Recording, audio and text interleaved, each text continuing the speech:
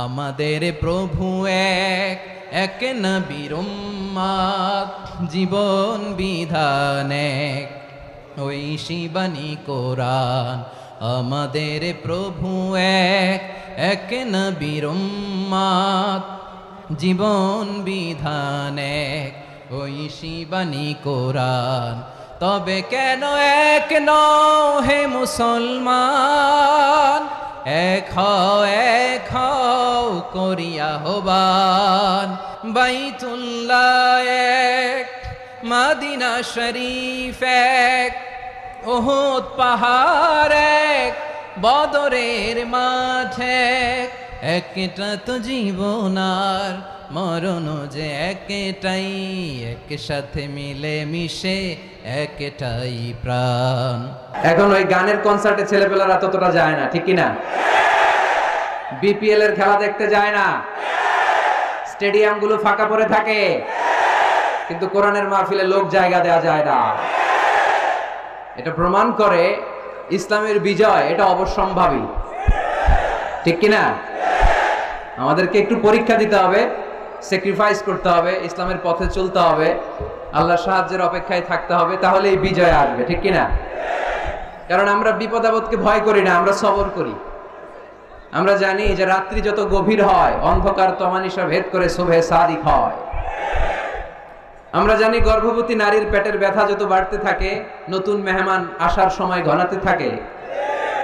আমরা জানি মুমিনের জীবনে বিপদ আপদ পরীক্ষা যত বাড়তে থাকে, মুমিনের সুসময় কাছে আসতে থাকে। এজন্য আমরা ভরসা রাখি একজনের উপর, তিনি কে? আমি যুবক ভাইদের প্রতি শুকরিয়া যে আপনারা এসেছেন। কচিকাচা সোনার মণিরা যারা এসেছে তোমাদেরকে শুকরিয়া। মিডিয়ার ভাইরা, অনেক মিডিয়া কর্মী এসেছে, এরাও আমাদের মতো দিন নাই রাত নাই, এক জেলা থেকে আরেক জেলায় কোরআনের কথাগুলো যে রেকর্ড করে তারা ছড়িয়ে দেয়, আমরা তাদের জন্য দোয়া করি। আল্লাহর মেহেরবানি যে আমরা শুরু করতে পেরেছি, আর আপনারা অনেকটা ঠান্ডা হয়ে আসছেন। এইখানে কি এই যে মাঝখানে এই জায়গায় ও বসারও জায়গা নেই। আহা আহা,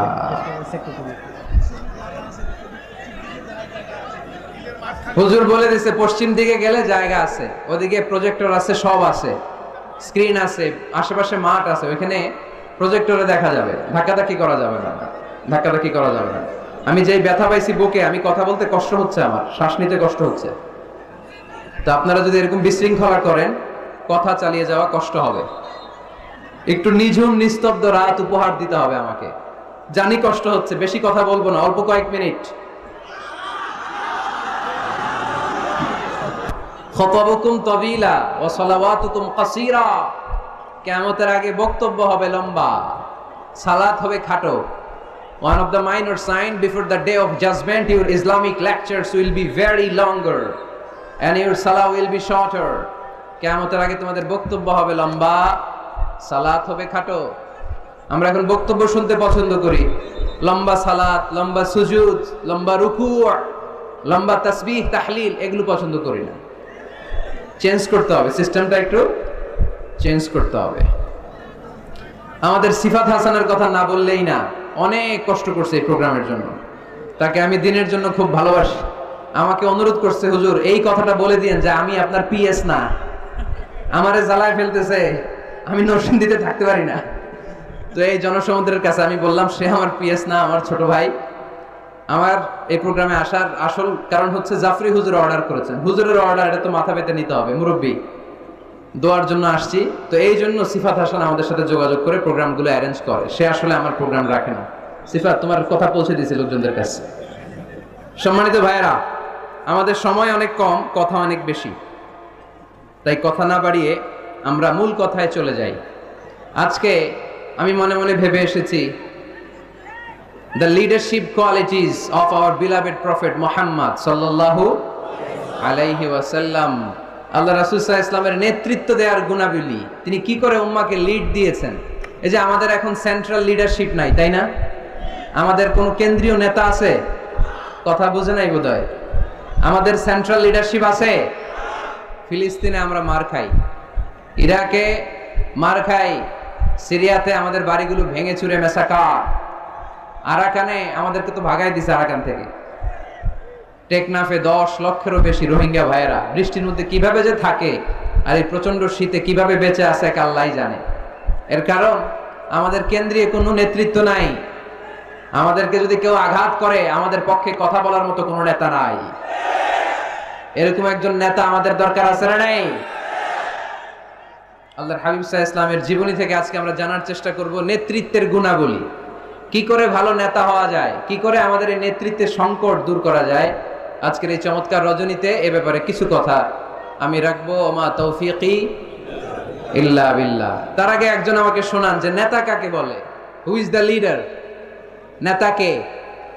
হ্যাঁ, কি করে? যে নেতৃত্ব দেয়, আর যিনি সঠিক পথ দেখায়, আর যিনি ইমাম। মাশাআল্লাহ, সুন্দর। আর এদিক থেকে বলো,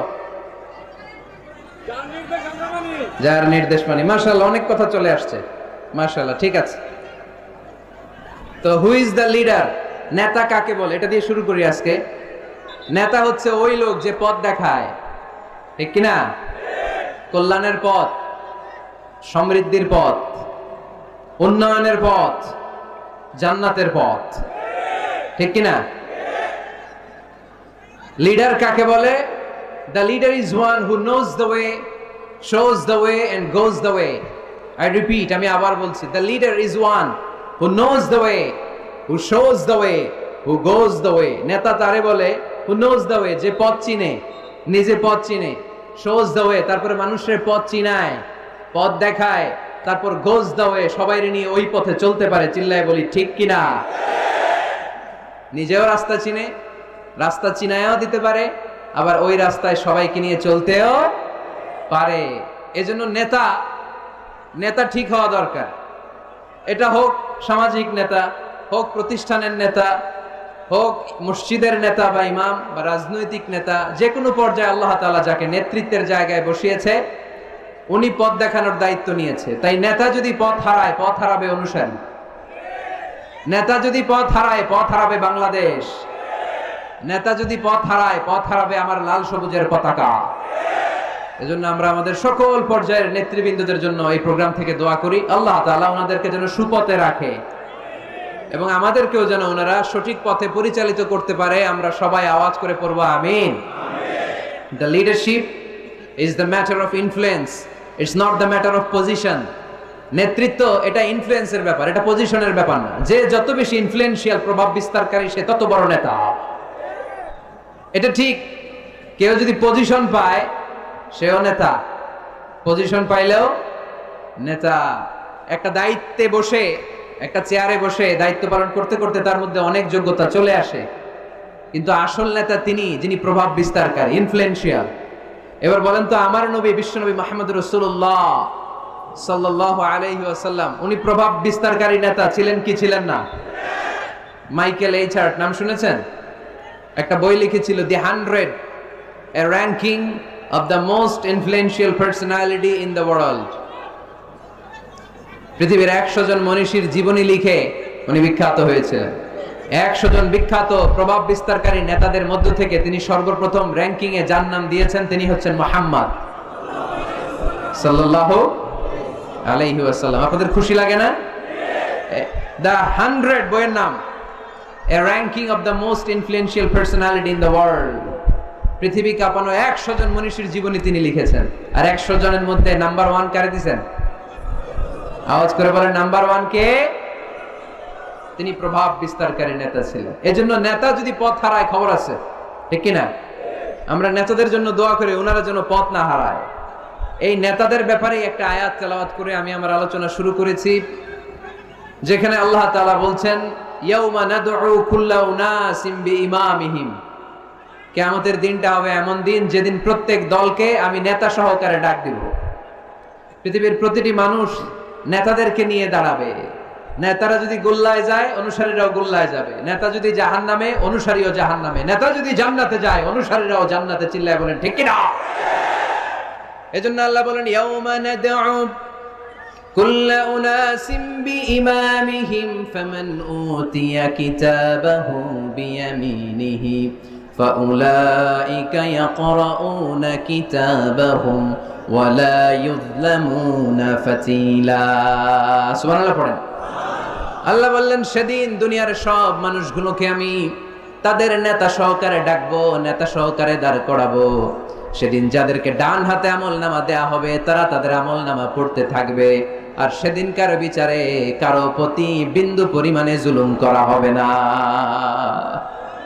সুবহানাল্লাহ পড়েন। তাহলে আপনি কি একা একা দাঁড়াবেন? আপনার সাথে কে দাঁড়াবে?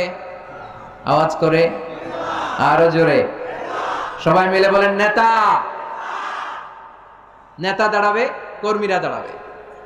এজন্য নেতা নির্বাচনের সময় সাবধান। নেতার অনুসরণ করে যদি কেউ জাহান্নামী হয়, কিয়ামতের দিন সবাই নেতাকে দোষারোপ করবে। وقالوا ربنا إنا أطعنا سادتنا وكبراءنا فأضلونا السبيل।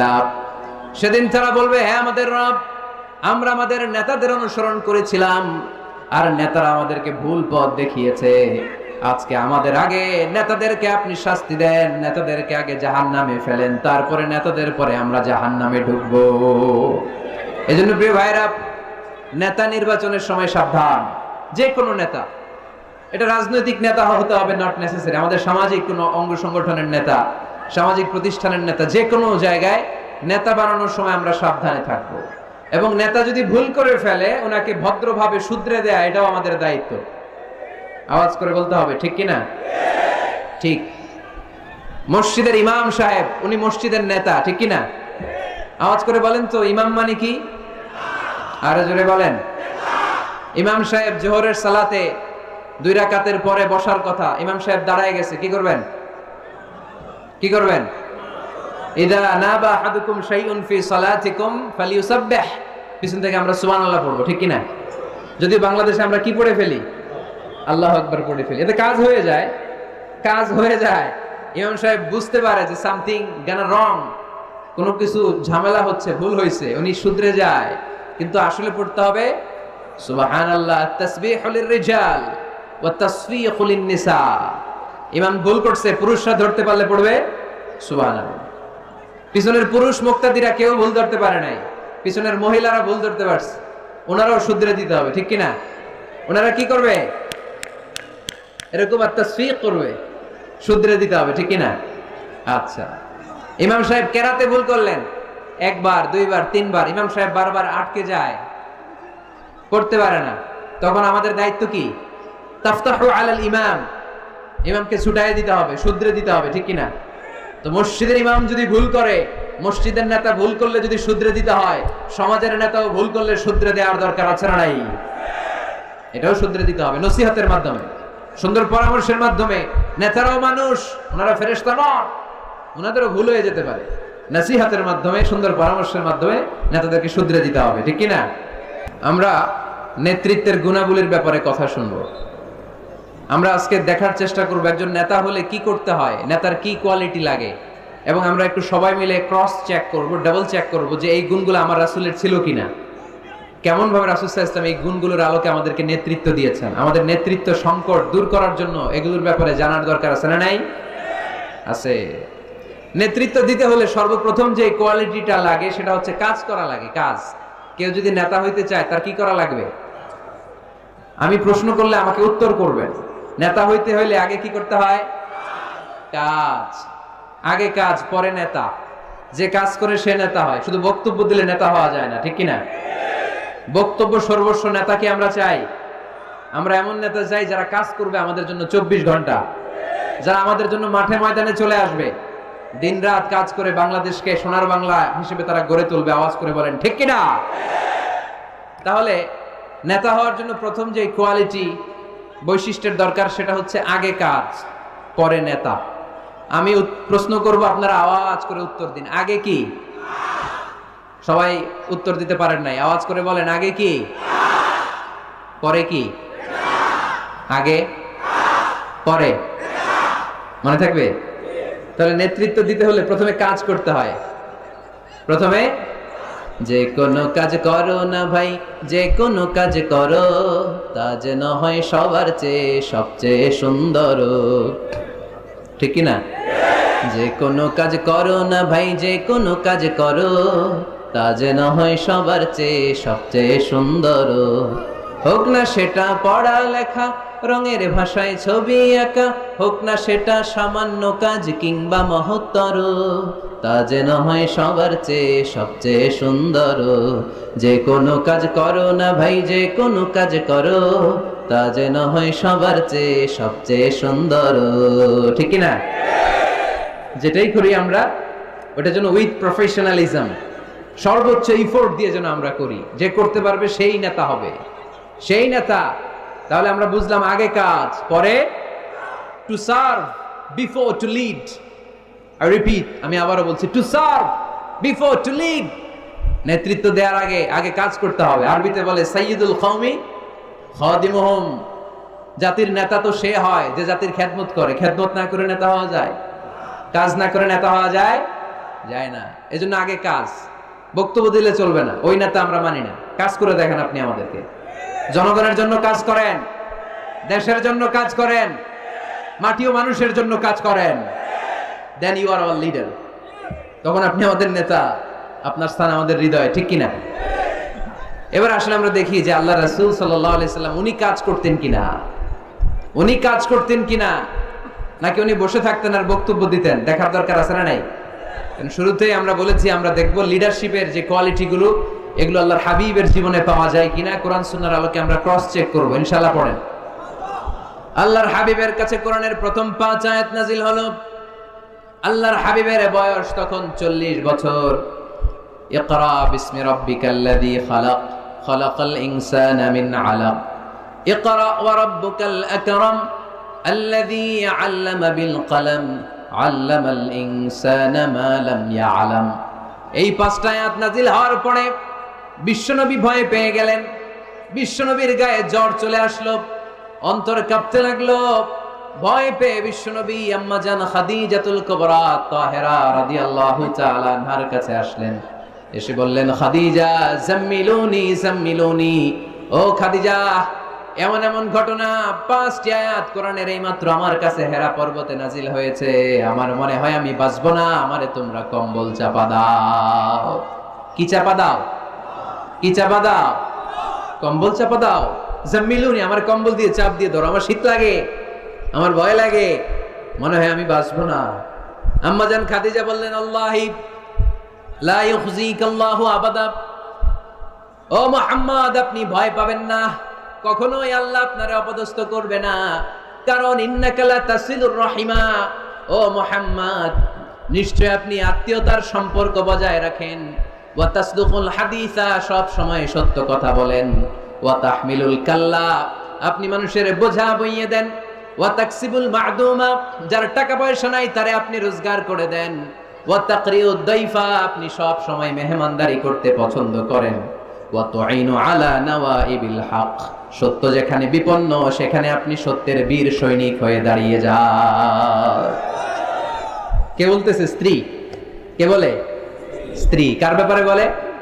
হাজবেন্ডের ব্যাপারে বলে। প্রিয় ভাইরা মনে রাখবেন, কারো ব্যাপারে সঠিক তথ্য যদি পেতে চান, বড় সাহেবের ব্যাপারে বড় সাহেবের ড্রাইভারের কাছ থেকে খোঁজ নিয়েন, বড় সাহেবের ঘরের কাজের বুয়ার কাছ থেকে একটু খোঁজ নিয়েন, বড় সাহেবের বাড়ির দারোয়ান থেকে একটু খোঁজ নিয়েন, আর বড় সাহেবের বউয়ের কাছ থেকেও খোঁজ নিয়েন। এই 4টা সোর্স থেকে যদি আপনি বড় সাহেবের ইনফরমেশন নেন, সব আসল ইনফরমেশন বেরিয়ে আসবে। চিল্লায় বলেন ঠিক কিনা? আল্লাহর হাবিব সাল্লাল্লাহু আলাইহি ওয়াসাল্লামের স্ত্রী আম্মা জান খাদিজাতুল কুবরা তাহেরা রাদিয়াল্লাহু তাআলা আনহা বললেন, আল্লাহি লা ইউখজিকাল্লাহু আবাদা, মুহাম্মদ আপনি ভয় পাবেন না, আপনি ভয় পাবেন না। আল্লাহর শপথ, আমার তো এই আত্মবিশ্বাস আছে আল্লাহ কখনো আপনারে অপদস্থ করবে না। কারণ আপনি আত্মীয়তার সম্পর্ক বজায় রাখেন, সব সময় সত্য কথা বলেন। আপনি সব সময় সত্য বলেন। মানুষ বোঝা টানতে পারে না, তাদের বোঝা আপনি টেনে মাথায় দিয়ে দেন। সুবহানাল্লাহ পড়বেন না? তাকসিবুল মা'দুম, যার উপার্জনের কিচ্ছু নাই, টাকা পয়সা নাই, তারে আপনি উপার্জন করে দেন। আপনি টাকা জমায় মানুষের মধ্যে দান করেন। আগে আপনি ছাগল চড়াতেন, অল্প কিছু টাকা পয়সা পেতেন। এরপরে আমার ব্যবসায় স্টাফ হিসেবে আসলেন, আরো কিছু টাকা পয়সা পেলেন। এগুলো আমি দেখেছি আপনি দেদার্স মানুষের জন্য খরচ করে ফেলেন। যা টাকা পয়সা আছে এগুলো আপনি মেহমানদারিতে খরচ করেন। আর যেখানে সত্য বিপন্ন সেখানে আপনি লড়াকু সৈনিক হয়ে দাঁড়িয়ে যান। 6টা গুণের কথা বললেন। সুবহানাল্লাহ পড়েন। প্রিয় ভাইরা একটু চিন্তা করেন, তখনও উনি নবী হয় নাই, নবী যে হবেন এটা জানতেনই না। আল্লাহর ইলমে তিনি নবী, কিন্তু অফিশিয়ালি নবী হয়েছেন তিনি পৃথিবীতে 40 বছর বয়সে, ঠিক কিনা? তার মানে নবী হওয়ার আগেই, অফিশিয়ালি কোরআন আসার আগেই, অফিশিয়ালি নবুয়ত পাওয়ার আগেই আমার বিশ্বনবী জনকল্যাণমূলক কাজ শুরু করে দিয়েছিলেন। চিল্লায় বলতে হবে ঠিক কিনা? নেতা হন নাই, কিন্তু কাজ শুরু হয়ে গেছে। His mission is there, his vision is there, his work is there. নবী হন নাই, ওহী আসে নাই, কিন্তু কাজ বন্ধ ছিল। কথা কন, কাজ ঠিকই চলেছে। সেই ছোট্টবেলা থেকে তিনি দানবীর, ছোট্টবেলা থেকে মেহমান খাওয়াতে পছন্দ করেন, ছোট্টবেলা থেকে কখনো মিথ্যা বলেন না, ছোট্টবেলা থেকে আত্মীয়দের খোঁজ খবর নেন। সেই ছোটবেলা থেকে, ইয়াং বয়স থেকেই সত্য যেখানে বিপন্ন সেখানে তিনি লড়াকু সৈনিক হয়ে দাঁড়িয়ে যান। তার মানে আগে নবী কাজ করছেন, পরে নেতৃত্ব আসছে। কথা বুঝি নাই? আগে কি? চিল্লায় বলতে হবে, আগে কি? নেতা হতে যাদের শখ, আগে কাজ করো, আগে পরিশ্রম করো, আগে জনগণের সেবা করেন, জনকল্যাণমূলক কাজের সাথে নিজেকে সম্পৃক্ত করেন। নেতৃত্ব আপনার হাতে এমনিতেই ধরা দিবে। আগে কাজ, পরে ক্ষমতা, ঠিক কিনা? তাহলে লিডারশিপ কোয়ালিটির প্রথম যে কোয়ালিটিটা আজকের এই আলোচনা থেকে আমরা জানলাম, যে নেতা হতে হলে you have to serve first, then you will be the leader. আগে আপনাকে সার্ভিস দিতে হবে, খেদমত করতে হবে। নেতৃত্বের লোভ নিয়ে বসে থাকা যাবে না, আগে কাজ। নেতা হই আর না হই, কাজ আমার চলবে। মাই মিশন ইজ দেয়ার। কোনো অপশক্তি, কোনো কিছুই আমার কাজকে থামায় ফেলতে পারবে না। চিল্লায় বলেন ঠিক কিনা? আগে কাজ, পরে নেতা, ঠিক কিনা? প্রথম পয়েন্টটা বুঝতে পারছেন? নেতা হইতে হলে প্রথমে কি করতে হয়? আওয়াজ করে বলেন, আগে কি, পরে। মাশাআল্লাহ, এই তো বুঝতে পারছি। নেতা হওয়ার 2 নাম্বার কোয়ালিটি হচ্ছে you have to overcome the challenges and you have to face the trials. আপনাকে চ্যালেঞ্জ মোকাবেলা করার ক্ষমতা থাকতে হবে, বাধা বিপত্তি ডিঙিয়ে সামনে যাওয়ার ক্ষমতা থাকতে হবে, তাইলে আপনি নেতা। নেতা যদি দুর্বল চিত্তের হয়, এটা কি নেতা না খেতা? হ্যাঁ, নেতা হইতে হলে আপনাকে চ্যালেঞ্জ মোকাবেলা করতে জানতে হবে। পাহাড় সম চ্যালেঞ্জ, আপনি এটাকে ডিঙ্গিয়ে চলে যেতে হবে। কোনো কিছু তাকে নাড়ায় না, সে অনড়। কোনো কিছুতে সে টলে না, সে অটল, সে নেতা, ঠিক কিনা? এজন্য আল্লাহ বললেন, ওয়াইয ইবতালা ইব্রাহিম রাব্বুহু বিকালিমাতিন ফাতাম্মাহুন্না ক্বালা ইন্নী জাঈলুকা লিন-নাসি ইমামা। ও নবী, স্মরণ করেন সে সময়ের কথা যখন আমি ইব্রাহিমকে অনেকগুলো পরীক্ষা করেছিলাম। প্রতিটা পরীক্ষায় ইব্রাহিম সফলতার সাথে উত্তীর্ণ হয়েছে। আর এই কারণে ইব্রাহিমকে ফলাফল স্বরূপ আমি জানিয়ে দিলাম, ইব্রাহিম ইন্নী জাঈলুকা লিন-নাসি ইমামা, আমি তোমাকে গোটা বিশ্বের মানুষের ইমাম বানায়া দিলাম, নেতা বানায়া দিলাম। ইন্নী জাঈলুকা লিন-নাসি ইমামা। When Allah test Ibrahim with some trials and he successfully overcome all the trials, and Allah said, Ibrahim, I'm gonna make you the leader. Ibrahim যতগুলো পরীক্ষা নিয়েছে সবগুলাই পাস। আগুনের পরীক্ষা পাস, নমরুদের পরীক্ষা পাস, কাবা ঘরের দায়িত্ব দেওয়া হয়েছে, এই পরীক্ষায় পাস। সন্তানকে মরুভূমিতে রেখে আসতে বলা হয়েছে, পাস। যতগুলো পরীক্ষা আমি নিলাম সবগুলাই তুমি পাস। তুমি বাধা বিপত্তি ডিঙিয়ে নিজেকে প্রমাণ করতে সক্ষম হয়েছে। আর ফলাফল স্বরূপ আমার ঘোষণা, ইন্নী জাঈলুকা লিন-নাসি ইমামা, আমি তোমার ইমাম বানায় দিলাম, নেতা বানায় দিলাম। তার মানে নেতা হতে হলে যত ওভারকাম আছে, স্ট্রাগল আছে, চ্যালেঞ্জ আছে, এগুলো ডিঙিয়ে সামনের দিকে আগাতে হয়। নেতা ভয় পাইলে চলে না। চিল্লা এখন ঠিক কিনা? বাধা আসবে, বিপত্তি আসবে, নেতা অটল অনড়, তাহলেই চিনি নেতা। বুঝতে পেরেছেন? এবার আমরা দেখি যে আল্লাহ রাসূল সাল্লাল্লাহু আলাইহি ওয়াসাল্লামের জীবনে বাধা বিপত্তি ছিল কিনা, চ্যালেঞ্জ তিনি ওভারকাম করেছিল কিনা। আপনাদের কি মনে হয়, আমার নবীর জীবনে কোনো বাধা বিপত্তি ছিল না? আওয়াজ শুনে তো মনে হয় ছিল না। হ্যাঁ, আবু জাহেল তো আল্লাহ রাসূলকে লাল গালিচার সংবর্ধনা দিছিল, তাই না? হ্যাঁ, গোলাপ ফুলের বিছানা বানায় রাখছিল, তাই না? পাহাড় সম চ্যালেঞ্জ ওভারকাম করে তিনি নিজের নেতৃত্বের প্রমাণ দিয়েছেন। নিজেকে প্রমাণ করে করে তিনি সামনের দিকে এগিয়েছেন, ঠিক কিনা? যেন তেন পরীক্ষা বিশ্বনবী দেন নাই। এমন এমন পরীক্ষা রব্বুল আলামিন বিশ্বনবীর কাছ থেকে নিয়েছেন, গোটা বিশ্বের কোন নবী ওই পরীক্ষা দেয় নাই। আল্লাহর হাবিব সাল্লাল্লাহু আলাইহি ওয়াসাল্লামকে পাগল বলা হয়েছে, হয় নাই? কবি বলা হয়েছে, গণক বলা হয়েছে, গণক। আল্লাহ রাসূল সাল্লাল্লাহু আলাইহি ওয়াসাল্লামকে বলা হয়েছে আফতার, লেস কাটা, নির্বংশ। আল্লাহর হাবিব সাল্লাল্লাহু আলাইহি ওয়াসাল্লাম যখন মক্কায় সালাত পড়তেন, ওটের পচা নাড়ি বুড়ি পিঠে চাপিয়ে দেয়া হতো।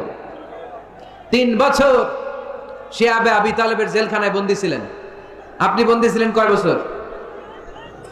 আমি ছিলাম কয় বছর? আল্লাহর হাবিব সাল্লাল্লাহু আলাইহি ওয়াসাল্লাম কয় বছর বন্দী? এটা অর্থনৈতিক আগ্রাসন, সামাজিক বয়কট।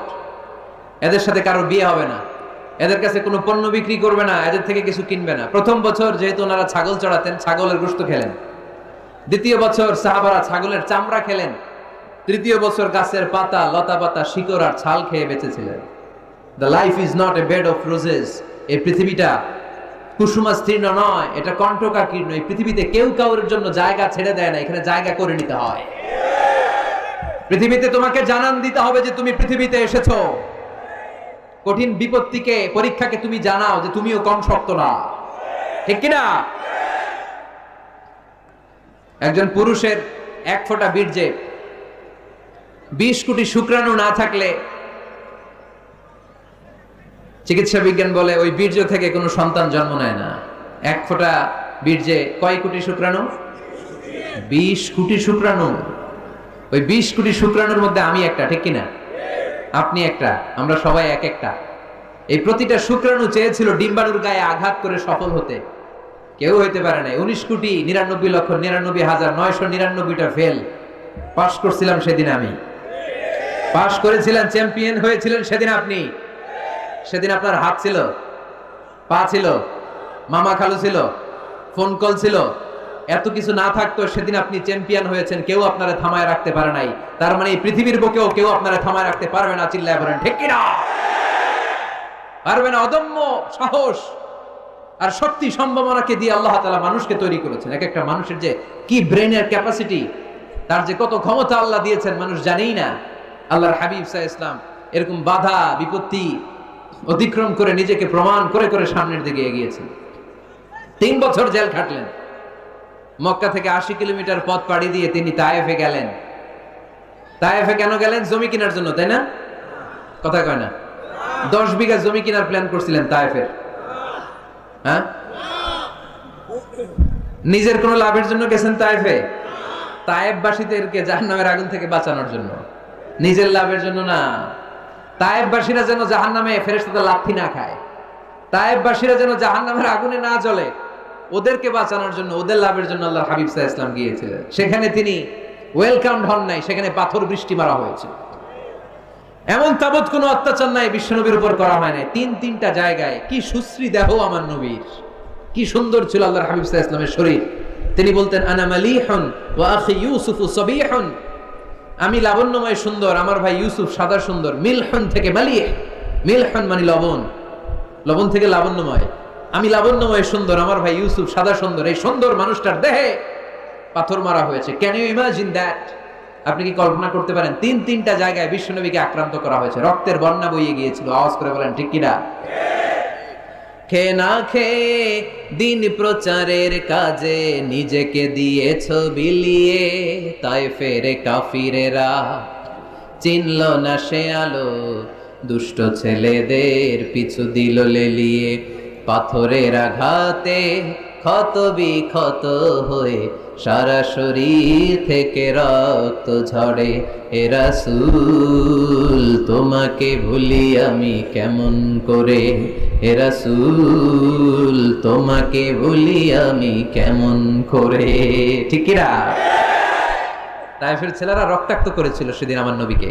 বিশ্বনবী অটল, অনড়, মন খারাপ করেননি, সবর ইখতিয়ার করেছেন, মাফ করে দিয়েছেন। নিজ এলাকা থেকে চলে যেতে বাধ্য করা হয়েছে। হিজরত করলেন মক্কা থেকে মদিনায়। আহা, মক্কাকে এত ভালোবাসতেন বিষ্ণু ইসা ইসলাম। হিজরতের রাতে বারবার মক্কার দিকে তাকায়, বারবার তাকায়, চোখের পানি ছাড়ে আর বলে মক্কা তো আহাব্বুল বিলাদ ইলাইয়া। মক্কা আমার কাছে সবচেয়ে প্রিয় নগরী, প্রিয় শহর। লাউলা উখরিজতু লামা খরাজতু। আমার যদি জোর করে মক্কা থেকে তাড়িয়ে দেয়া না হতো, আমি জীবনও মক্কা ছেড়ে কোথাও যেতাম না। নিজ এলাকা ছেড়ে চলে গেলেন। খাইবারে খাবারের মধ্যে বিষ মিশিয়ে দেয়া হলো। জানেন ঘটনা? এক ইহুদি নারী দাওয়াত দিয়েছে বিশ্বনবীকে। বিষ্ণু ইসা ইসলাম দাওয়াত পেলে ফিরাতেন না। তিনি গেলেন, খাসির গোশত খেতে পছন্দ করতেন। খাসির গোশতের মধ্যে পয়জন মিক্স করে দেয়া হলো, বিষ। এই বিষের ব্যথায় তিনি আজীবন কষ্ট পেয়েছেন। এন্তেকালের আগে তিনি বলেছিলেন, ওই যে খায়বারের যুদ্ধে যে ব্যথাটা আমি পেয়েছি বিষের কারণে, ওই ব্যথা আজকে আমার আবার উঠেছে। এজন্য আমার নবীর মৃত্যুটা ছিল শাহাদাতের মৃত্যু। তাকে বিশ্বনবী সাল্লাল্লাহু আলাইহি ওয়াসাল্লামকে বিষ খাইয়ে এই দুনিয়া থেকে বিদায় করানো হয়েছে। স্বাভাবিক মৃত্যু ছিল না বিশ্বনবীর, ওই বিষের ব্যথায় তিনি মৃত্যুর আগে কাতরাচ্ছিলেন। ব্ল্যাক ম্যাজিক করা হয়েছে, 6 মাস অসুস্থ। লাবিদ ইবনুল আসাম ইহুদিদের মিত্র বিশ্বনবীরে ব্ল্যাক ম্যাজিক করেছে। ব্ল্যাক ম্যাজিক চিনেন না?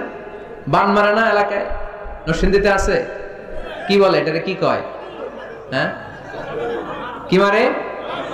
বান মারে, জাদুটো না, এগুলো করেন আপনারা, এগুলো করেন না। আল্লাহর হাবিব সাল্লাল্লাহু আলাইহি ওয়াসাল্লামকে 6 মাস ব্ল্যাক ম্যাজিক করে রাখা হলো। তার মানে অত্যাচার, অনাচার, পরীক্ষার, বাধা বিপত্তির এমন কোনোটা নাই যেটা বিশ্বনবী অতিক্রম করে নাই, ঠিক কিনা? তার মানে যিনি নেতা হবেন তাকে পরীক্ষা দিয়ে নেতা হতে হবে, বাধা বিপত্তি এগিয়ে সামনে যেতে হবে, তা না হলে তিনি নেতা হতে পারবে। তার সবগুলা গুণ বিশ্বনবী সাল্লাল্লাহু আলাইহি ওয়াসাল্লামের মধ্যে ছিল। আলহামদুলিল্লাহ পড়েন। নেতা হওয়ার জন্য 3 নম্বর যে কোয়ালিটি লাগে সেটা হচ্ছে এলোকোয়েন্স, বাগ্মিতা। বক্তব্য দিতে জানা লাগে, বক্তব্যে পারঙ্গমতা থাকা চাই, ফাসাহাত, বালাগাত জানা চাই। নেতা যদি ভাষণ দিতে না পারে, এটা কি নেতা? কথা কয় না, এটা নেতা? এজন্য নেতা হইতে হইলে কি করা লাগে? ভাষণ দিতে জানা লাগে। দেখবেন যত বড় নেতা তত চমৎকার তার ভাষণ। আমাদের এদেশের স্বাধীনতার স্থপতি বঙ্গবন্ধু শেখ মুজিবুর রহমানের সেই 7ই মার্চের রেসকোর্সের ভাষণ মনে আছে? এবারের সংগ্রাম মুক্তির সংগ্রাম, এবারের সংগ্রাম এখনো কানে বাজে, ঠিক কিনা? যতদিন বাংলাদেশ থাকবে ততদিন এই ভাষণ থাকবে কি থাকবে না? তাহলে নেতা হইতে হইলে এরকম ভাষণ জানা লাগে। বারাক ওবামার নাম শুনছেন? কথা কয় না, শুনছেন? শুনছেন? এই লোকটাও চমৎকার ভাষণ দিতে জানতো। যে এলাকায় যাইতো ওই এলাকা ধরে ডাক দিত, লোকজন খুশি হয়ে যেত। নির্বাচনে জিতে প্রথমে উনি গেল শিকাগো সিটিতে, আমেরিকা একটা শহর আছে শিকাগোতে, বিশাল বড় অ্যাসেম্বলি। উনি ভাষণ শুরু করলেন এভাবে, হ্যালো শিকাগো, মানে পুরো শিকাগো শহরটার একটা ডাক দিলেন। শিকাগোর লোক তো আনন্দে আটখান হয়ে কাইত, খুশি। তার মানে নেতাকে ভাষণ দিতে জানতে হয়, কথা বলতে না জানলে নেতা হইতে পারে? কথা বলেন। বক্তব্যে পারঙ্গমতা থাকা চাই, অসাধারণ বক্তব্য দেওয়ার ক্ষমতা থাকা চাই। এবার আসুন দেখি বিশ্বনবী সাল্লাল্লাহু আলাইহি ওয়াসাল্লামের এটা ছিল কি ছিল না? আল্লাহর হাবিব সাল্লাল্লাহু আলাইহি ওয়াসাল্লামের বক্তব্য দেওয়ার গুণাবলী ছিল কি ছিল না? সহিহ মুসলিমের বর্ণনা, আল্লাহর হাবিব সাল্লাল্লাহু আলাইহি ওয়াসাল্লাম বলেন, উতিতু জাওয়ামিউল কালিম, আমাকে আল্লাহ তাআলা জাওয়ামিউল কালিম দিয়েছে। মানে আমি এমন কথা বলি, কথাগুলো ছোট কিন্তু এর আবেদন অনেক বড়। আমি কথা বলি অল্প কিন্তু এটার impact in the heart of people, in the heart of the listener, যারা শুনে তাদের হৃদয়ে এটার প্রভাব অনেক বেশি। আমার কথাগুলো concise in wording but comprehensive in meaning, বলি কম অর্থ বেশি। 1000 লাইন ব্যাখ্যা করো, আমার কথাকে ব্যাখ্যা শেষ করা যায় না, চিল্লায় বলেন ঠিক কিনা? তিনি জাওয়ামিউল কালিম জানতেন, এত সুন্দর পরিষ্কার পরিচ্ছন্ন আরবি ভাষায় তিনি কথা বলতেন।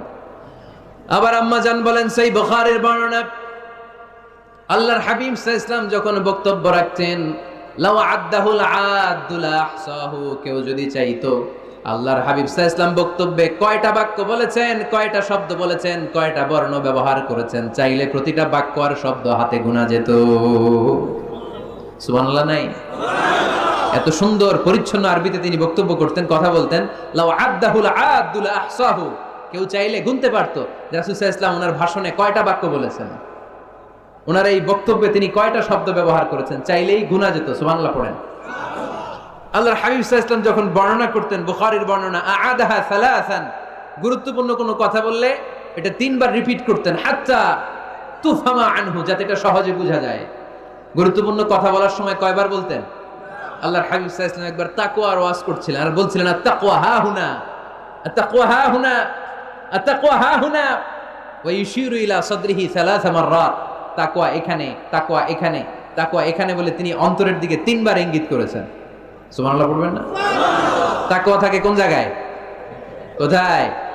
নাকি আল্লাহর হাবিব বলছেন আত-তাকওয়া হা হুনা, আত-তাকওয়া হা হুনা, আত-তাকওয়া হা হুনা, কি বলছেন? আত-তাকওয়া হা হুনা, তাকওয়া থাকে হৃদয়ে। তার মানে গুরুত্বপূর্ণ কথা বলার সময় আল্লাহর হাবিব সাল্লাল্লাহু আলাইহি ওয়াসাল্লাম 3 বার রিপিট করতেন। সুবহানাল্লাহ পড়েন। এরপর আম্মা জান আয়েশা রাদিয়াল্লাহু তাআলা আনহা বর্ণনা করেন, বুখারীর বর্ণনা ইয়াতাকাল্লামু বিকালামিন বাইয়িন ফাসলিন, আল্লাহর হাবিব যখন কথা বলতেন ইয়াতাকাল্লামু বিকালামিন বাইয়িন সুস্পষ্ট ভাবে কথা বলতেন, ফাসলিন থেমে থেমে কথা বলতেন, ইয়াতাহাফফাযুহু মান জালাসা ইলাই, তার আশেপাশে যারা বসে থাকতো চাইলে সবগুলো কথা সহজেই মুখস্থ করে ফেলতে পারতো। ইয়াতাকাল্লামু বিকালামিন বাইয়িন, সুস্পষ্ট কথা বলতেন, অস্পষ্ট কোনো কথা আল্লাহর হাবিব সাল্লাল্লাহু আলাইহি ওয়াসাল্লাম কখনো বলেন নাই। ফাসলিন, থেমে থেমে, এক বাক্য শেষ আরেক বাক্য, এক কথা শেষ আরেক কথা। ইয়াতাহাফফাযুহু মান জালাসা ইলাই, এত সুন্দর করে বলতেন তার আশেপাশে যারা বসা চাইলে এগুলো মুখস্থ রাখতে পারতো। আওয়াজ করে পড়তে হবে আল্লাহু আকবার। আবার আল্লাহর নবী মাঝে মাঝে আবেগঘন বক্তব্য দিতেন। সাহাবারা বলেন বিশ্বনবী মাঝে মাঝে এমন বক্তব্য রাখতেন, ওয়াজিলাত মিনহাল কুলুব যারাফাত মিনহাল আয়ুন, বিশ্বনবীর বক্তব্য শুনে আমাদের হৃদয় বিগলিত হয়ে যেত, বিশ্বনবীর আলোচনা শুনে, নসিহত শুনে আমাদের চোখ দিয়ে দাঁড় দাঁড় করে পানি ঝরতো, দাঁড় দাঁড় করে চোখ দিয়ে পানি ঝরতো, হৃদয় বিগলিত হয়ে যেত। তার মানে আবেগঘন বক্তব্য দিতে জানতেন। আবার পাশাপাশি বিশ্বনবী মাঝে মাঝে জেহাদি বক্তব্য দিতেন, তেজস্বী বক্তব্য দিতেন।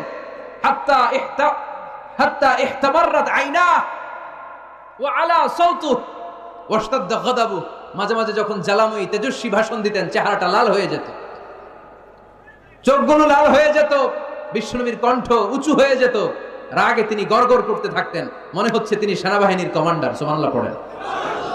এই বর্ণনাগুলো থেকে বোঝা যায় একজন বক্তার বক্তব্য দেওয়ার যত কোয়ালিটি থাকতে পারে, যত চমৎকার বক্তব্যের পারঙ্গমতা থাকতে পারে, তার সবগুলো আমার নবীর মধ্যে ছিল কি ছিল না? আওয়াজ করে বলেন ছিল কি ছিল না? তার মানে নেতৃত্বের যে গুণাবলী, তার 3 নাম্বার গুণাবলী হচ্ছে বাগ্মিতা, এলোকুয়েন্স। নেতার কথা বলতে জানতে হবে, আর তার সবগুলো গুণ আমার বিশ্বনবীর জীবনের মধ্যে পাওয়া যায়, ঠিক কিনা?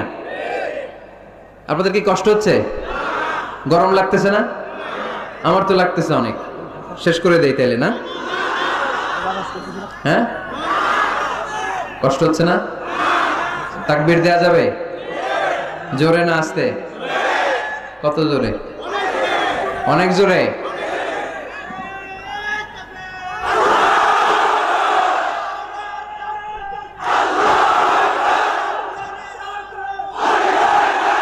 পানি আছে?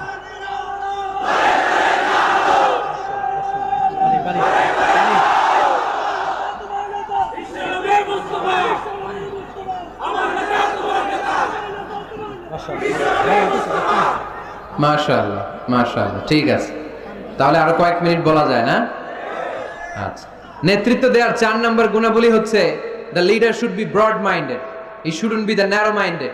নেতা হইতে হইলে বড় মনের হইতে হবে, কলিজাটা হইতে হবে এত বড়, পুরো দেহটাই হইতে হবে কলিজা। কথা কয় না? পুরো দেহটাই কলিজা, ঠিক কি না? নেতা যদি ন্যারো মাইন্ডেড হয়, এটা কি নেতা? নেতা হতে হবে broad minded. The leader should be accommodative mentalities. নেতার অ্যাকোমোডেট করার মেন্টালিটি হতে হবে। উনি সবার, যেমন আমাদের বাংলাদেশের গণপ্রজাতন্ত্রী বাংলাদেশের প্রধানমন্ত্রী মাননীয় প্রধানমন্ত্রী শেখ হাসিনা, উনি কি শুধু আওয়ামী লীগের নেতা? কথা কয় না।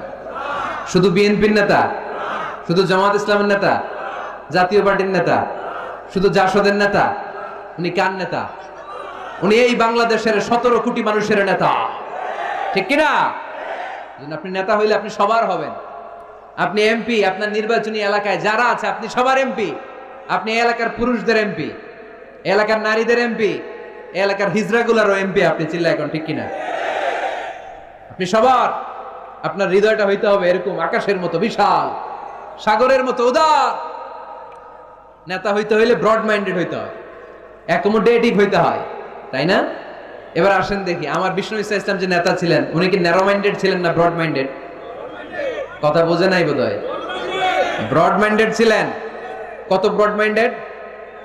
আল্লাহ রাসূল সাল্লাল্লাহু আলাইহি ওয়াসাল্লামের ব্যাপারে আল্লাহ পাক বললেন, ওমা আরসালনাকা ইল্লা রাহমাতাল লিল আলামিন, I have sent you as a mercy for the entire universe. নবী হে, আমি আপনাকে গোটা বিশ্বের সবার জন্য রহমত করে, বিশ্ববাসীর জন্য রহমত করে প্রেরণ করেছি।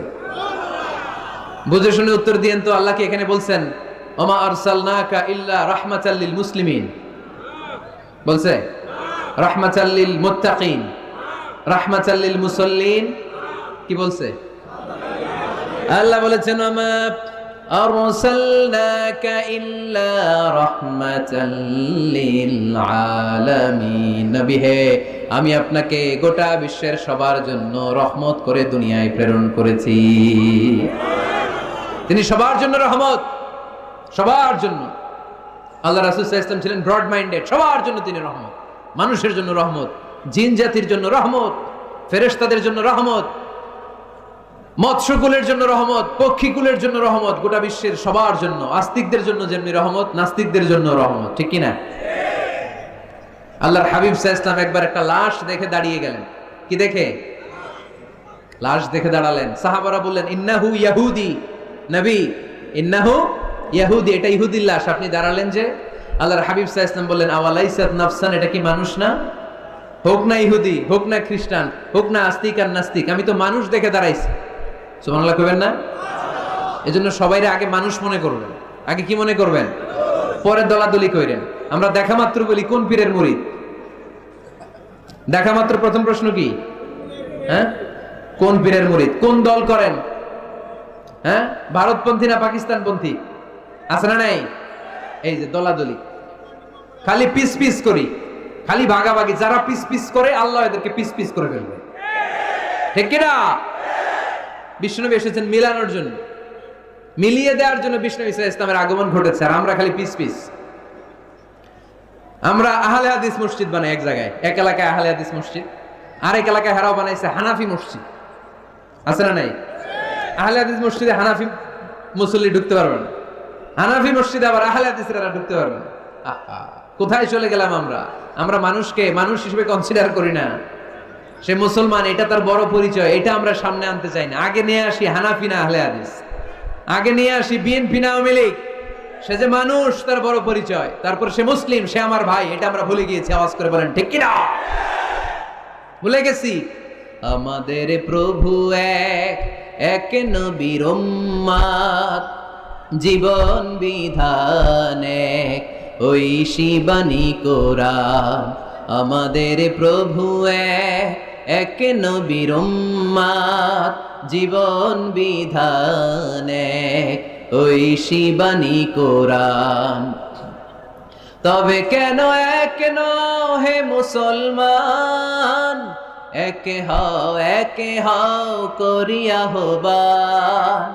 বাইতুল্লাহ এক, মদিনা শরীফ এক, উহুদ পাহাড় এক, বদরের মাঠ এক। ঠিক না? বাইতুল্লাহ এক, মদিনা শরীফ এক, উহুদ পাহাড় এক, বদরের মাঠে। একটা তো জীবন আর মরণ তো একটাই, একসাথে মিলে মিশে একটাই প্রাণ। তবে কেন হে মুসলমান, একে হও করিয়া হবান। আমাদের প্রভু এক, এক নবীর উম্মত, জীবন বিধান এক, ওই শিবানী কোরআন। তবে কেন হে মুসলমান, একে হও করিয়া হবান। ঠিক না? বাইতুল্লাহ এক, মদিনা শরীফ এক, বদরের মাঠ এক, উহুদের প্রান্তর এক, কোরআন এক, নবী এক, আল্লাহ এক। কিন্তু আমরা আছি কিলাকিলি নিয়ে। ঠিক কিনা? এই কিলাকিলি আমরা আর করতে চাই? দলাদলি আমরা করতে চাই? আমরা ঐক্য চাই। আমরা কি চাই? এমন ঐক্যের সিন্ডিকেট আমাদের করতে হবে যাতে কোনো অপশক্তি এই সিন্ডিকেটকে ভাঙতে না পারে। চিল্লায় বলো ঠিক কিনা?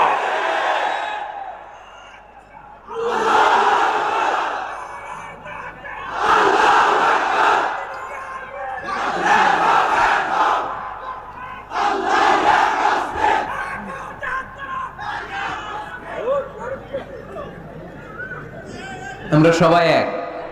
আওয়াজ করে বলতে হবে আমরা সবাই কি? আরো জোরে আমরা সবাই কি?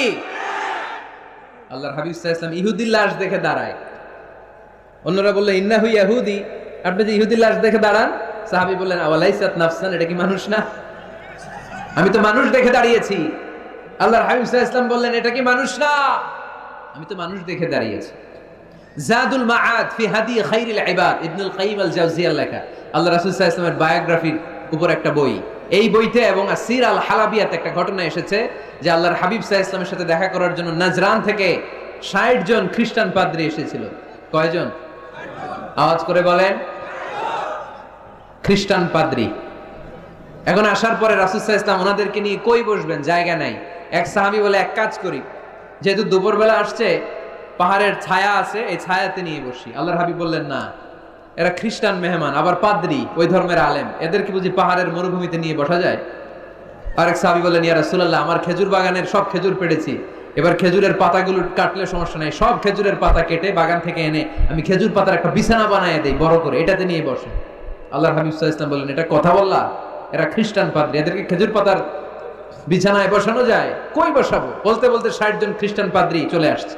আল্লাহর হাবিব সাল্লাল্লাহু আলাইহি ওয়াসাল্লাম উপায় অন্তর না দেখে 60 জন খ্রিস্টান পাদ্রীর জন্য মসজিদে নববীর দরজা খুলে দিয়েছেন। আল্লাহর নবীর মসজিদে খ্রিস্টানরা ঢুকতে পারে। আল্লাহর নবী ইহুদিকে দেখে সম্মানার্থে দাঁড়িয়ে যায়, আর আমাদের হানাফি ভাইরা আহলে হাদিস মসজিদে ঢুকতে পারে না। আমাদের আহলে হাদিস ভাইরা হানাফি মসজিদে ঢুকতে পারে না। এটার নাম ইসলাম নয়, এটার নামই বাড়াবাড়ি। এটাই বাড়াবাড়ি, এটাই বাড়াবাড়ি, এটার নাম ইসলাম না হয়। ইসলাম হচ্ছে ঐক্যের নাম, ইসলাম হচ্ছে ভালোবাসার নাম, ইসলাম হচ্ছে ভ্রাতৃত্বের নাম। এই জন্য নেতা হইতে হইলে কলিজা হইতে হবে কত বড়? কত বড়? হাত দিয়ে দেখাও মুসলমান কত বড়? এত বড় কলিজা লাগবে, ব্রড মাইন্ডেড হওয়া লাগবে নেতা, অ্যাকোমোডেটিভ মেন্টালিটির হতে হবে। আল্লাহর হাবিব সাল্লাল্লাহু আলাইহি ওয়াসাল্লাম সব সময় অ্যাকোমোডেটিভ মেন্টালিটির ছিলেন, সবাইকে অ্যাকোমোডেট করতেন, দলাদলি নাই। আজকের এই মাহফিলে আওয়ামী লীগের নেতারা আছে না নাই? বিএনপির ভাইয়েরা আছে না নাই? জামাত ইসলাম আছে না নাই? জাতীয় পার্টি আছে না নাই?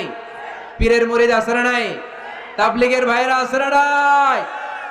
হানাফি আছে, আহলে হাদিস আছে, সবাই আছে, কোনো দলাদলি নাই। All are welcome in our তাফসীর program. You all are welcome in our Islam. এজন্য অনেক হিন্দু ভাইরাও আমাদের তাফসীর প্রোগ্রামে আসে, ঠিক কি না? হিন্দু ভাইরা আসে, সবার জন্য আমাদের দিল দড়িয়া, আমাদের হৃদয় ওপেন, কারণ আমরা রাহমাতাল লিল আলামিনের অনুসারী। আমাদের সেলিব্রিটি হচ্ছে রাহমাতাল লিল আলামিন। আমরা যাকে অনুসরণ করি তিনি রাহমাতাল লিল আলামিন। তিনি আলাদা কোনো বর্ণের নবী নন, জাতিগোষ্ঠীর নবী নন, কোনো আলাদা সম্প্রদায়ের নবী নন। তিনি রাহমাতাল লিল আলামিন, গোটা বিশ্বের জন্য তিনি রহমত। চিল্লায় বলো ঠিক কি না? তিনি সবার নবী। যেখানেই মানবতা বিপন্ন সেখানেই তিনি ছুটে যেতেন, যেখানেই মানুষ অত্যাচারিত সেখানেই তিনি দাঁড়াতেন। তিনি ছিলেন মেহনতি মানুষের বন্ধু। বয়স আল্লাহর হাবিব সাল্লাল্লাহু আলাইহি ওয়াসাল্লামের 20 বছর। কয় বছর? সবাই বলেন না, কয় বছর? 20 বছর। ইয়ামানের এক লোক ব্যবসায়িক পণ্য এনে মদিনায়, মক্কায় বিক্রি করলো। মক্কার এক ব্যবসায়ী তার কাছ থেকে পণ্য কিনে টাকা দিতে চায় না। সে টাকা চাইলে সে বলে, আমি মক্কার লোক, এটা আমার এলাকা, আমার দাপট, টাকা দিব না, কি করবি? ইয়ামানের লোকটা কান্না জোড়ে দিল, কে আছে আমারে সাহায্য করার? আল্লাহর হাবিব সাল্লাল্লাহু আলাইহি ওয়াসাল্লাম এই দৃশ্য দেখে মাজলুমদের পক্ষ নেয়ার জন্য একটা শপথ করলেন। এই শপথটার নাম হচ্ছে হালাফুল ফুদুল। শপথটার নাম কি? হালাফুল ফুদুল, যেটা আমরা বাংলাদেশে বলি, কি বলি? হিলফুল ফুজুল। নরসিংদীতে এরকম আছে না নাই? হিলফুল ফুজুল নামে কোনো সংগঠন করেন নাই আপনারা? আছে না? মাশাআল্লাহ, এই যারা করছে আছে।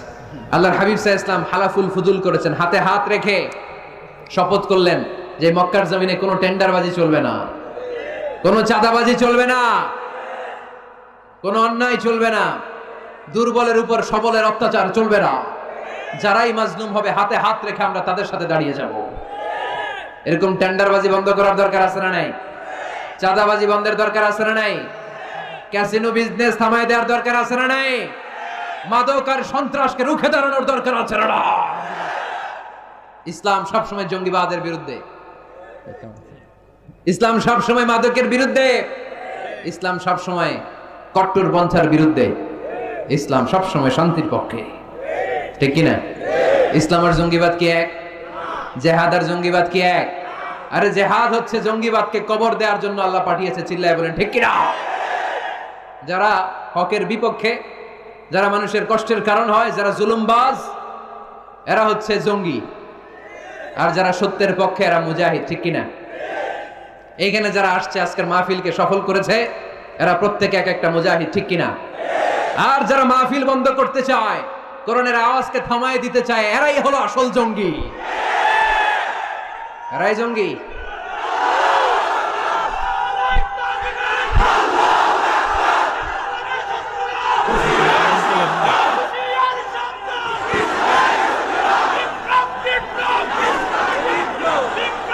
আল্লাহর হাবিব সাল্লাল্লাহু আলাইহি ওয়াসাল্লাম তিনি সব সময় সত্যের পক্ষে ছিলেন। তার মানে এই পৃথিবীতে সবচেয়ে বড় মুজাহিদের নাম হচ্ছে মুহাম্মদ সাল্লাল্লাহু। আচ্ছা দেখি আপনাদের কমন সেন্স কতটুকু। আল্লাহর হাবিব যদি সবচেয়ে বড় মুজাহিদ হয়, তাহলে আল্লাহর হাবিব সাল্লাল্লাহু আলাইহি ওয়াসাল্লামের সময়ের সবচেয়ে বড় জঙ্গিটার নাম কি? আবু জাহেল, ঠিক কিনা? মুসা আলাইহিস সালাম ছিলেন মুজাহিদ, তার মানে ওনার সময়ের সবচেয়ে বড় জঙ্গিটার নাম কি? ইব্রাহিম আলাইহিস সালাম ছিলেন মুজাহিদ, ওনার সময়ের সবচেয়ে বড় জঙ্গির নাম কি? এখনো যারা কোরআনের পক্ষে, ইসলামের পক্ষে, আমার নবীর পক্ষে, এরা এক একটা মুজাহিদ, আর যারাই কোরআনের বিপক্ষে এরা এক একটা জঙ্গি। এরাই জঙ্গি। ডেফিনেশন খুব সহজ। যারা হকের পক্ষে মুজাহিদ, যারা কল্যাণের পক্ষে এরা মুজাহিদ, যারা হকের বিপক্ষে এরা জঙ্গি। এই জঙ্গিবাদের কবর রচনা করার জন্য আল্লাহ তাআলা জিহাদকে ফরজ করেছেন। এজন্য জিহাদ আর জঙ্গিবাদকে কখনো গোলানো যাবে। আল্লাহর হাবিব সাল্লাল্লাহু আলাইহি ওয়াসাল্লাম ছিলেন মেহনতি মানুষের বন্ধু। মেহনতি খেটে খাওয়া মানুষকে আমার নবী এত ভালোবাসতেন যে বিদায় হজের মতো এত গুরুত্বপূর্ণ ভাষণেও বাদ যায়নি খেটে খাওয়া মানুষের কথা। তিনি বলেছেন, আরিকাকুম আতঈমুহুম মিম্মা তাকুলুন ওয়াকসুহুম মিম্মা তালবিসুন। খবরদার, তোমাদের অধীনস্থ কর্মচারীদের সাথে খারাপ আচরণ করো না। তোমরা যা খাবে তাদেরও তা খেতে দিও, তোমরা যা পড়বে সেখান থেকে তাদেরকেও পোশাকের ব্যবস্থা করে দিও। মেহনতি মানুষের কথা বিষ্ণুনবী বিদায় হজের ভাষণও বলেছেন, ঠিক কিনা? তার মানে আমার নবী কি ন্যারো মাইন্ডেড ছিলেন না ব্রড মাইন্ডেড? আওয়াজ করে বলতে হবে, ন্যারো মাইন্ডেড না ব্রড মাইন্ডেড? Broad minded. এই ছেলে, তোমার এত ফটো সেশন লাগে কেন? কিসে বসে থাকো, এত ফটো তুলো না। তো নেতা হইতে হইলে বড় মনের অধিকারী হইতে হয়। তার মানে এই কোয়ালিটি আমার নবীর মধ্যে ছিল কি ছিল না? আওয়াজ করে বলতে হবে, ছিল কি ছিল না? কষ্ট হইতেছে আপনাদের? নেতা হওয়ার জন্য 5 নম্বরে যে গুণটা লাগে সেটা হচ্ছে ট্রুথফুলনেস এন্ড দ্য ট্রাস্টওয়ার্দিনেস। নেতার সত্য কথা বলা লাগবে আর আমানতদার হওয়া লাগবে, ঠিক কি না? মিথ্যা কথা বললে এটা কি নেতা? এটা কি? হ্যাঁ, আমি কই নাই, আপনারা কইছেন, আমার কোনো দোষ নাই। ট্রাস্টওয়ার্দিনেস থাকতে হবে, মানে আমানতদারিতা থাকতে হবে। আল্লাহর হাবিব সাল্লাল্লাহু আলাইহি ওয়াসাল্লাম কোথাও গেলেই মক্কার লোকেরা খুশি হয়ে যেত, বলতো যা আমিন রাদিনা বে, আরে আমিন আসছে, আল আমিন as-সাদিক আল আমিন, সত্যবাদী এসেছে। ওয়া আনজির আশিরাতাকাল আখরাবিন, হে নবী মুহাম্মদ, তুমি তোমার নিকট আত্মীয়দেরকে এবার জাহান্নামের ভয় দেখাও। মক্কায় যখন এই আয়াত নাজিল হলো, আল্লাহর হাবিব সাল্লাল্লাহু আলাইহি ওয়াসাল্লাম সাফা পাহাড়ের উপরে উঠে ডাক দিলেন, ও কুরাইশের লোকেরা, ও হাশমি খানদানের লোকেরা, ও আমার বংশের লোকেরা। ডাক দেওয়ার সাথে সাথে সব লোক, কারণ কণ্ঠটা চিনা, সবাই বুঝতে পারছে এটা মুহাম্মদ সাল্লাল্লাহু আলাইহি ওয়াসাল্লামের কণ্ঠ। মক্কার সব লোকেরা, ইসলামের একেবারে প্রাথমিক যুগের কথা শোনাচ্ছি, তখনও তিনি বেশি দাওয়াতি কার্যক্রম শুরু করেন নাই। উনি বললেন, ও আমার হাশমি খানদানের লোকেরা, ও আমার আত্মীয়রা। বিষ্ণু সাল্লাল্লাহু আলাইহি ওয়াসাল্লামের কণ্ঠ ছিল পরিচিত, সবাই বের হয়ে আসে, এসে বলল, মুহাম্মদ কেন ডেকেছো? আল্লাহর হাবিব সাল্লাল্লাহু আলাইহি সাল্লাম বললেন, আমি যদি এখন তোমাদেরকে বলি, এখনই আমি যদি তোমাদের বলি এই সাফা পাহাড়ের পেছনে একদল নাঙ্গা তলোয়ার নিয়ে ঘোড়সাওয়ার তোমাদেরকে কচু কাটার জন্য অপেক্ষা করছে, তোমরা কি আমার কথা বিশ্বাস করবা? আমার কথা শুনতেছেন আপনারা? মনোযোগ আছে না গেছে? আল্লাহর হাবিব সাল্লাল্লাহু আলাইহি ওয়াসাল্লাম বললেন, আমি যদি বলি সাফা পাহাড়ের পেছনে নাঙ্গা তলোয়ার নিয়ে একদল ঘোড়সাওয়ার তোমাদেরকে কচু কাটার জন্য অপেক্ষা করছে, বিশ্বাস করবা? মক্কার সবগুলো লোক একসাথে বলল, নাআম, অবশ্যই বিশ্বাস করব, কারণ মা জাররাবনা আলাইকা ইল্লা সিদকা, মুহাম্মদ আমরা জীবনে তোমার থেকে একদিনও একটা মিথ্যা কথা শুনি নাই। We have never been experienced a single lie from you in our life. কথাটার ওজন কত খেয়াল করতে হবে। এই কথাটার ওজন কতটুকু খেয়াল করেন। এলাকার লোকেরা ঘোষণা দিয়ে দিচ্ছে, মা জাররাবনা আলাইকা ইল্লা সিদকান, we have never ever experienced a single lie from you. আমরা আমাদের জীবনে কোনোদিন তোমার থেকে একটা মিথ্যা কথা শুনি নাই, তাই তুমি যাই বলবা তাই বিশ্বাস করো।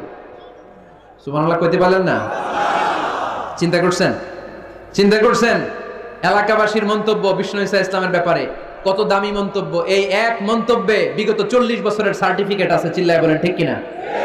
বিগত 40টি বছর আমার নবী মক্কায় বড় হয়েছেন, মক্কায় ভেড়া চড়িয়েছেন, আম্মাজান খাদিজার আন্ডারে ব্যবসা করেছেন। বিশ্বনবী সব ছিল এই মক্কাবাসীদের সাথে। এই মক্কাবাসীরা এক বাক্যে বিগত 40 বছরের সার্টিফিকেট দিয়ে দিলেন, we have never ever been experienced a single life from you Muhammad, মা জাররাবনা আলাইকা ইল্লা সিদকান। আমরা জীবনে বিগত 40 বছরে তোমার থেকে একটা মিথ্যা শুনি নাই, তাই তুমি যাই বলবা তাই বিশ্বাস করো।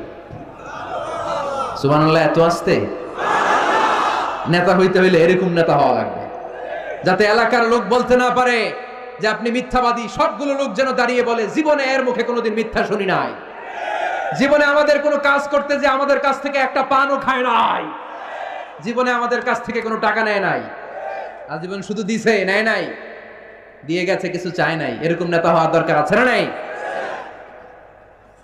আল্লাহ রাসূল সাল্লাল্লাহু আলাইহি ওয়াসাল্লাম এতটাই আমানতদার ছিলেন, আম্মাজান খাদিজাতুল কুবরা রাদিয়াল্লাহু তাআলা আনহা শুধুমাত্র কেবলমাত্র বিশ্বনবীর আমানতদারিতায় মুগ্ধ হয়ে বিশ্বনবীকে বিয়ের প্রস্তাব দিয়েছে। শুধু আমানতদারিতা দেখে তিনি বিয়ের প্রস্তাব দিয়েছিলেন। এতটাই আমানতদার ছিল বিষ্ণু ঈসা ইসলাম। কাফির মুশরিকরাও আমানতের প্যাকেট বিষ্ণুনবীর কাছে রেখে যেত।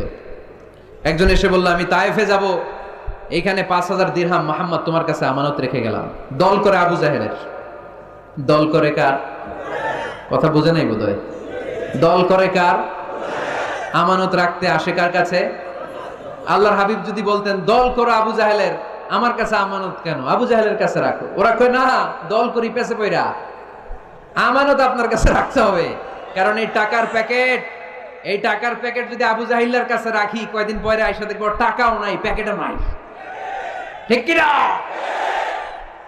কি বড় আমানতদার ছিলেন বিষ্ণু ঈসা ইসলাম। আহা, আমানতের মাল দিয়ে বিষ্ণুনবীর ঘর বোঝাই করা ছিল।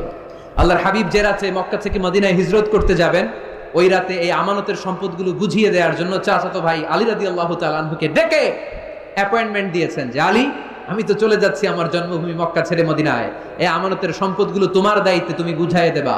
সাইয়েদনা আলী রাদিয়াল্লাহু তাআলা আনহু বলেন, একদিন নয়, 2 দিন নয়, এই আমানতের মালামালগুলো মক্কার লোকদের কাছে পৌঁছাতে আমার 3 দিন সময় লেগেছে। সুবহানাল্লাহ করতে পারলেন না? টানা 3 দিন সময় নিয়ে তিনি আমানতের সম্পদ বুঝিয়ে দিয়েছেন। এজন্য বিষ্ণু বলেছেন, ইদা দুকিয়াতিল আমানাতু ফান্তাযিরি সাআ। সহিহ বুখারীর বর্ণনা, যখন আমানতের খেয়ানত হয়ে যাবে তখন কিয়ামত হয়ে যাবে। এখন আমানতের খেয়ানত আছে না নাই? সাহাবারা বললেন, ইয়া রাসূলুল্লাহ, কাইফা ইদাআতুহা, কেমন করে আমানতের খেয়ানত হয়? বিশ্বনবী বললেন, ইদা উসিদাল আমরু ইলা গায়রি আহলিহি ফান্তাযিরি সাআ। যে লোক যেই চেয়ারে বসার যোগ্য নয়, তারে যখন ওই চেয়ারে বসিয়ে দেয়া হবে তখন কিয়ামত হয়ে যাবে।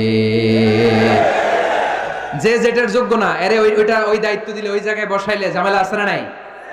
আমি কোরআনের আয়াত তেলাওয়াত করতে পারি না, আমি হাদিস জানি না, আমি ফিকহ শাস্ত্র জানি না, আমারে বানাইছেন প্রধান বক্তা, যদি এমন হয় তাহলে এটা আমানতের খেয়ানত না? একজনের যোগ্যতা নাই, আরে আপনি বড় দায়িত্ব দিয়ে দিয়েছেন, এটা আমানতের খেয়ানত কিনা? কথা বলেন। কেরাত পড়তে পারে না, শুদ্ধ কেরাত জানে না, বানাইছেন মসজিদের ইমাম, এটা আমানতের খেয়ানত হয়েছে না? যেই লোক যেই চেয়ারে বসার যোগ্য না, তারে যদি ওই চেয়ারে বসায় দেন, আমানতের খেয়ানত হয়ে যাবে। আর যখনই আমানতের খেয়ানত শুরু হয়ে যাবে তখনই কিয়ামত হয়ে যাবে। চিল্লায় বলেন ঠিক কিনা? তাহলে নেতা হইতে চাইলে সত্যবাদী হন, নেতা হইতে চাইলে আমানতদার হন, বিশ্বনবীর মতো। কার মতো? কার মতো? কথা বুঝতে পারছেন? আরো শুনবেন? হ্যাঁ, হুজুর শেষ করে দেই নাকি? কষ্ট পাচ্ছে। যেই পরিমাণে লোক, যেই পরিমাণে এইখানে 8টা প্রজেক্টর, ওইখানে লক্ষ লক্ষ লোক, আপনারা সেফলি এক্সিট করতে 1 ঘন্টা লাগবে। থামেন থামেন।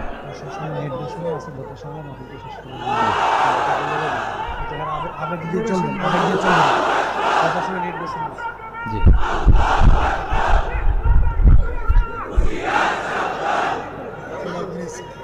মাশাআল্লাহ, ঠিক আছে ঠিক আছে। আর বাকি 5টা পয়েন্ট আমি 5 মিনিটের মধ্যে বলে দিচ্ছি। মনোযোগ থাকতে হবে, খরগোশের কানের মতো কান খাড়া করে দিকে দিতে হবে, আওয়াজ করা যাবে না। নেতা হইতে হলে কর্মীর পালস বুঝা লাগে। 6 number point, you have to have good interaction with your follower. আপনার you have to have good interaction with your follower. নেতা যিনি, তিনি কর্মীদের সাথে ভালো ইন্টারাকশন থাকতে হবে। কর্মী কয় একটা, নেতা কয় আর একটা, আছে না নাই? কথা বলেন না। You have to revise your follower suggestion in decision making process. গুরুত্বপূর্ণ বিষয়ে সিদ্ধান্ত নিতে হলে নেতার উচিত কর্মীদের পালসকে রিভাইজ করা। কর্মী কি সাজেশন দিয়েছে দেখার দরকার আছে না নাই? এজন্য আল্লাহ বলেন ওয়াশাবিরহুম ফিল আমরি ফাইদা আযামতা ফাতাওয়াক্কাল আলাল্লাহ। গুরুত্বপূর্ণ কোনো বিষয়ে যখন সিদ্ধান্ত নিবা তখন সবার সাথে পরামর্শ করে নিও। যখন সিদ্ধান্ত নিয়ে ফেলবা তখন তাওয়াক্কুল করবা কার উপর? বদরের ময়দানে আল্লাহর হাবিব সাল্লাল্লাহু আলাইহি ওয়াসাল্লাম বললেন এখানে তাবু গাড়ো। কোন জায়গায়? এখানে। হাব্বাব ইবনে মুনযির রাদিয়াল্লাহু তাআলা আনহু বললেন ইয়া রাসূলুল্লাহ আমানজিলান আনজালাহুল্লাহ লাইসা লানা আন নাতাকাদ্দামাহু আও নাতাআখারা। ইয়া রাসূলুল্লাহ আপনি যে তাবু গাড়তে বললেন এটা কি আল্লাহর পক্ষ থেকে নির্দেশ না আপনার নিজের ইচ্ছা মতো? আল্লাহর হাবিব বললেন না, এটা আমার রায়। ওয়াল হারবু ওয়াল মাকিদা, আমার মনে হয়েছে বদরের এইখানে তাবু গাড়লে ভালো হবে। হাব্বাব বলে না ইয়া রাসূলুল্লাহ লাইসা হাযা বিমানজিল, এখানে তাবু গাড়লে ভালো হবে না। আল্লাহ রাসূল বললেন তাহলে কোথায় তাবু গাড়লে ভালো হবে? হাব্বাব ইবনুল মুনজির বললেন ইয়া রাসূলুল্লাহ ওই জায়গায়, ওইখানে তাবু গাড়েন, ওইখানে কুয়া আছে, তাহলে বদরের কুয়ার পানি আমরা খাবো। আর ওইখানে দুই দিকে উপত্যকা আছে, বৃষ্টি হইলে উপত্যকার পানি আমরা হাউস বানাইয়া পানি জমায় রাখবো। আমরা পানি খেয়ে যুদ্ধ করবো আর কাফেরগুলো পানি না খেয়ে মরবে। সুবহানাল্লাহ কইতে পারলেন না? বিষ্ণু বললেন আরে তাই তো, তাই তো হাব্বাব যা বলেছে এটাই তো ঠিক, ওইখানে তাবু গাড়তে হবে, এইখানে নয়। আওয়াজ করে কোন আল্লাহু আকবার। কি লিডার ছিলেন, কি নেতা ছিলেন! মুহূর্তের মধ্যে নিজের সিদ্ধান্ত বাদ দিয়ে কর্মীর সিদ্ধান্তে সিদ্ধান্ত নিয়েছেন। সুবহানাল্লাহ পড়েন। খন্দকের পরীক্ষা খননের সময় সেই রোম থেকে ছুটে আসা সালমান আল ফারিসি, ইরান থেকে ছুটে আসা সালমান আল ফারিসি পরীক্ষা খননের কথা বললেন। সালমান আল ফারিসির আগে মদিনার কোন লোক এই পরীক্ষা খননের কথা কেউ জানতো না, কেউ জানতো না, কেউ না। পরীক্ষা কেমন? এত ফিট বা এত ফিট মাটি গর্ত করে ফেলতে হবে মদিনার চারদিকে। আল্লাহর হাবিব বললেন এতে কি লাভ? সালমান আল ফারিসি বলেন ইয়া রাসূলুল্লাহ আমরা চারদিকে যদি এত ফিট বা এত ফিট গর্ত করে রাখি তাহলে কাফেররা আসতে পারবে না, ওই জায়গায় দাঁড়ায় থাকবে। আসতে চাইলে আগে পরীক্ষায় নামতে হবে, এরপরে আসবে। আর পরীক্ষায় নামলেই আমরা তীর মেরে ওদেরকে কাবু করে ফেলবো। সুবহানাল্লাহ পড়েন। আল্লাহ রাসূল সাল্লাল্লাহু আলাইহি ওয়াসাল্লাম বললেন সালমানু মিন্না, সালমানু মিন্না মিন আহলি বাইত, সালমান আমাদের অন্তর্ভুক্ত। সাবাশ সালমান, সাবাশ সালমান, ব্রেভো সালমান। আওয়াজ করে পড়েন আল্লাহু আকবার। মুহূর্তের মধ্যে নিজের সিদ্ধান্ত বিশ্বনবী সাল্লাল্লাহু আলাইহি ওয়াসাল্লাম বাদ দিয়ে সাইয়েদনা সালমান রাদিয়াল্লাহু তাআলা আনহু যে সিদ্ধান্ত দিয়েছেন, যেই পরামর্শ দিয়েছেন, ওই পরামর্শ নিয়েছেন। তার মানে নেতা যদি হতে হয়, a true leader, a charismatic leader যদি আপনি হতে চান, আপনার কর্মীদের পরামর্শের গুরুত্ব আপনার কাছে থাকার দরকার আছে না নাই? নেতা হওয়ার 7 নাম্বার গুণ হচ্ছে আপনাকে কনফ্লিক্ট রিজলভিং অ্যাবিলিটি থাকতে হবে, বিরোধ নিষ্পত্তি করার মতো ক্ষমতা থাকতে হবে, আপনার কূটনৈতিক চাল চালার মতো ক্ষমতা থাকার দরকার আছে না নাই? আল্লাহর হাবিব সাল্লাল্লাহু আলাইহি ওয়াসাল্লামকে কূটনৈতিক জ্ঞান দিয়ে আল্লাহ তাআলা এমন প্রজ্ঞাবান করেছেন, গোটা বিশ্বের সব কূটনীতি এক পাল্লায়। আমার বিশ্বনবীর কূটনীতি যদি আরেক পাল্লায় রাখা হয়, বিশ্বনবীর কূটনীতি আর প্রজ্ঞার ওজন ভারী হয়ে যাবে। হি ওয়াজ এ ভেরি গুড মিডিয়েটর। আল্লাহ রাসূল সাল্লাল্লাহু আলাইহি ওয়াসাল্লাম খুব ভালো মধ্যস্থতা করতে পারতেন। সুবহানাল্লাহ কইবেন না? মিলায়ে দিতে পারতেন। কি করতে পারতেন? কাবা ঘরের 4টা কর্নার, একটা কর্নারের মধ্যে হাজারে আসওয়াদের পাথর রাখা হয়, এটাকে বলা হয় আর রুকনুল হাজারিল আসওয়াদ। এই হাজারে আসওয়াদের পাথরটা এটা জান্নাতি পাথর। কিয়ামতের দিন আল্লাহ এই পাথরের 2টা চোখ দিবে, একটা জিহ্বা দিবে, এই পাথর কথা বলবে। এই পাথর বলবে আল্লাহ এই লোকটা আমার গায়ে চুমু দিয়েছিল, তারে তুমি জান্নাতে ঢুকায় দাও। এই হাজারে আসওয়াদের পাথরটা কাবা নির্মাণের সময় কে পাথরটাকে তুলে কাবা ঘরের ভেতরে রাখবে, এই নিয়ে মক্কার নেতাদের মধ্যে কিলাকিলি। নেতাদের মধ্যে কি কিলাকিলি, কারণ এটা অনেক সম্মানের ব্যাপার। সব নেতারা ঘোষণা দিল কাউকে আমরা এই সম্মান দিতে চাই না, কাউকে। একটা মেয়ে হিন্দু মেয়ে মুসলমান হবে অনেক আগে থেকে। যেটা আপনার হাতে না, আপনার হাতে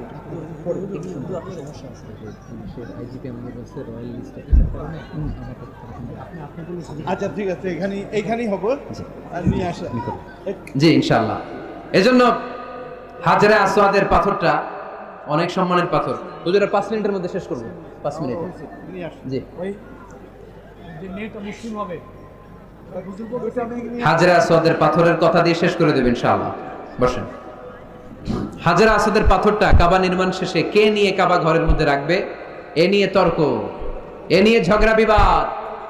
এ নিয়ে মারামারি। প্রতিটা গোত্রের লোকেরা বলতে শুরু করলো আমরা রাখবো, কারণ এটা অনেক সম্মানের। এই আপনারা উঠছেন কেন এদিকে? উঠলেন কেন? আমি কি আপনাদের মেহমান না? তো উঠলেন কেন? এটা কি?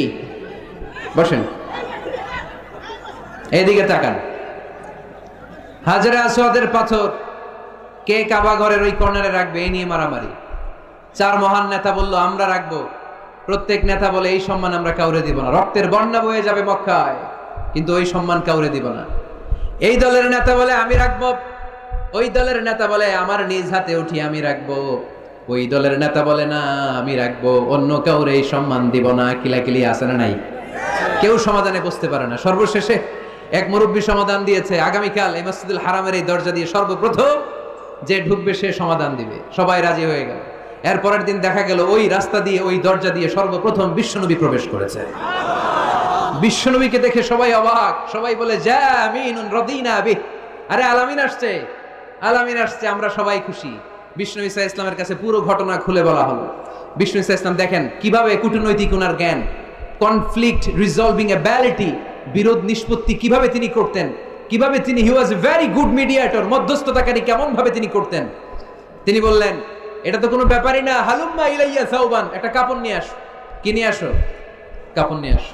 কাপড় নিয়ে আসা হলো। আল্লাহর হাবিব সাল্লাল্লাহু আলাইহি ওয়াসাল্লাম বললেন 4 নেতা কাপড়ের 4 কর্নারে ধরো।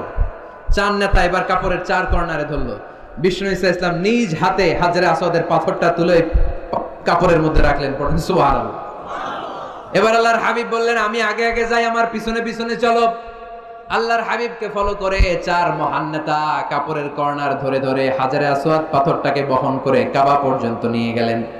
কাবার ওই কর্নারে যখন পাথর নিয়ে দাঁড়ানো হলো, আল্লাহর হাবিব ওই কাপড়ের মাঝখান থেকে নিজ হাতে হাজরে আসওয়াদের পাথরটা ধরে রুকনে হাজরুল আসওয়াদের মধ্যে রেখে দিলেন। এতক্ষণ কাউরে ধরতে দিবে না। এতক্ষণ নেতাদের ঘোষণা ছিল কি কাউরে ধরতে দেব না, এখন কেউ ধরতে পারে নাই। আসল সম্মান বিশ্বনবীর দিকে গিয়েছে। চিল্লায় বলেন ঠিক কিনা? এভাবে তিনি কনফ্লিক্ট রিজলভ করতেন। সহিহ বুখারীতে একটা কিতাব আছে, কিতাবুস সুলহ, সন্ধির অধ্যায়।